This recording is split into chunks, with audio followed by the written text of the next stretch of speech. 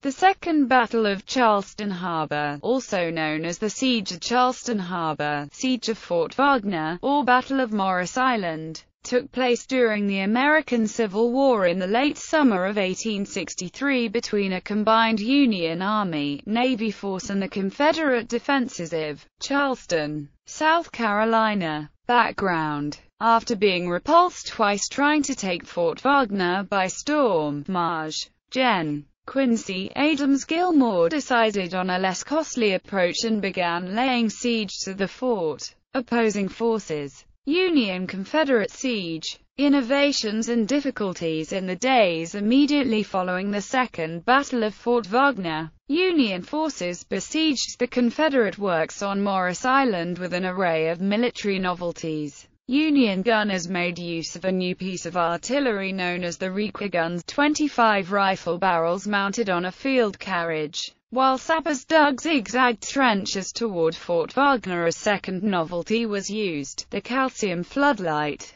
Bright lights were flashed upon the defenders, blinding them enough to decrease accurate return fire while the Union gunners fired safely behind the lights. The Confederate defenders also had advantages. The ground the Union sappers were digging through was shallow sand with a muddy base. The trenching efforts also began to accidentally uncover Union dead from the previous assaults on Fort Wagner. Disease and bad water plagued soldiers on both sides. Garrison: the Union Army maintained a constant rotation of soldiers to man the forward trenches of the Grand Guard. During the evening of August 16, a Confederate artillery shell burst through the bomb-proof, serving as the headquarters for Colonel Joshua B. Howell, commanding officer of the Grand Guard that evening. A shell fragment struck Colonel Howell, wounding him severely in the head. Despite Howell's quick recovery, the incident prompted the Union commander to exclusively use veteran troops in the forward trenches.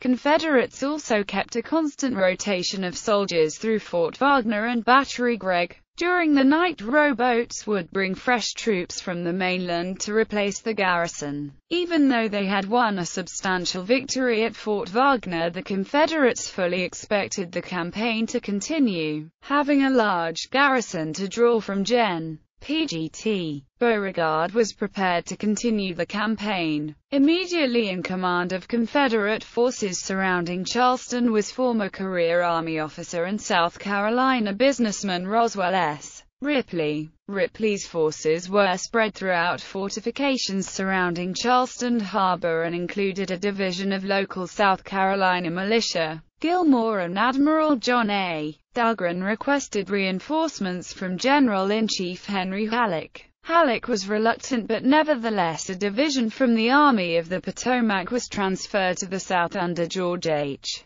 Gordon. General John G. Foster, Union commander of the Department of North Carolina, enthusiastically sent a division of reinforcements, telling Gilmore, "Charleston is too important to be lost when so nearly won." Batteries: despite the marshy conditions on Morris Island, Union forces had constructed powerful batteries to combat Fort Wagner. These batteries were often named in honor of fallen leaders such as Batteries Strong, Reynolds, Kearny and Weed. Others were named for high-ranking Army officers such as Batteries Rosecrans and Meade. Inside Fort Wagner, only one 10-inch Columbiad faced seaward and the few landward guns were in poor condition. During Colonel Lawrence M. Keith's tenure in command of the Confederate garrison, he established signal stations on Fort Wagner's west wall to coordinate with Confederate batteries on James Island. Keith's replacement, General Johnson Haggard, made better use of sharpshooters and the few landward guns to impede the Union siege works upon the fort. The Confederates protected their own guns and bombproofs but exposed themselves to Union naval fire and in the end could only slow the Union trenches. Swamp Angel. On August 2, under the direction of Colonel Edward W. Several Union engineers began constructing a battery further inland with the intention of bombing the city of Charleston directly.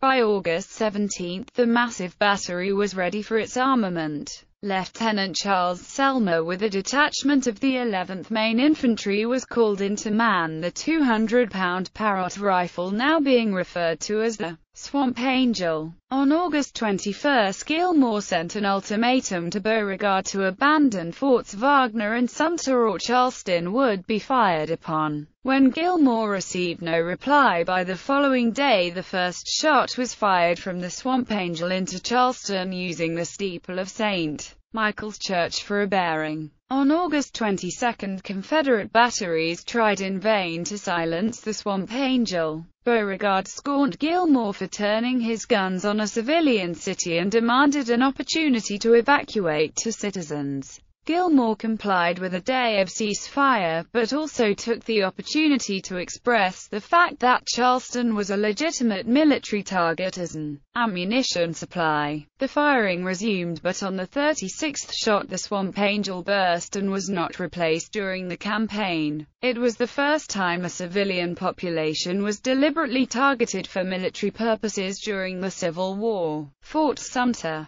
Despite trenching difficulties, by mid-August Gilmore had his siege guns within range of Fort Sumter. On August 17, he opened fire and during the first day of the bombardment nearly 1,000 shells were fired. By August 23, the masonry had been turned to rubble and Beauregard removed as many of the fort's guns as possible. Gilmore wired the War Department that Fort Sumter is a shapeless and harmless mass of ruin. However, the bombardment of Fort Sumter would continue in general until December 31, 1863. Fall of Fort Wagner. Attacks on rifle pits. Gilmore's attention returned to Fort Wagner. By now Gilmore's forces were close enough to the Confederate works for the infantry to take action. On August 21, Colonel George B. Dandy led the 100th New York Infantry in a rush toward Fort Wagner's rifle pits. The New Yorkers quickly established a temporary picket line, but their success was short-lived.